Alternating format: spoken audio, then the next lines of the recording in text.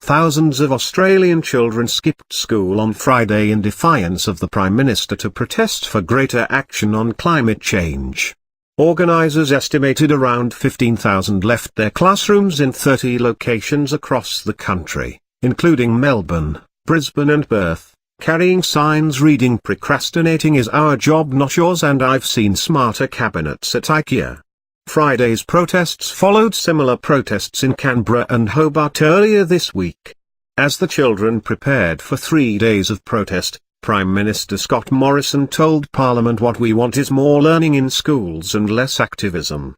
Two Central Victoria pupils, inspired by Greta Thunberg, a 15-year-old student in Sweden who staged her own climate strike outside the Swedish Parliament in September, started the strike for climate action. Harriet O'Shakar and Milo Albrecht, both 14, penned a call to arms asking fellow school children to join them in protest, stating, "Just going to school isn't doing anything about climate change. And it doesn't seem that our politicians are doing anything, or at least not enough, about climate change either." On Thursday, Thunberg tweeted her support for the Australian school children, "Time for bed in Sweden. But in Australia it's already morning. I stand strong, Australia. We are with you." The Australian newspaper reported that environmental groups and parents supported the protests.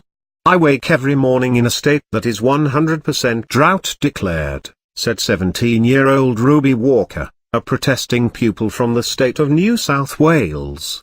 "I have seen our government tax policies to protect my generation's future.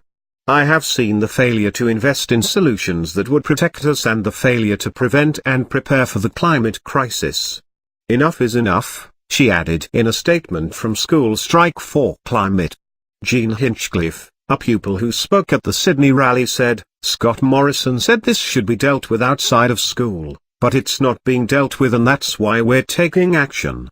Students are keen for more because the student revolution is well underway," added the 14-year-old in a statement.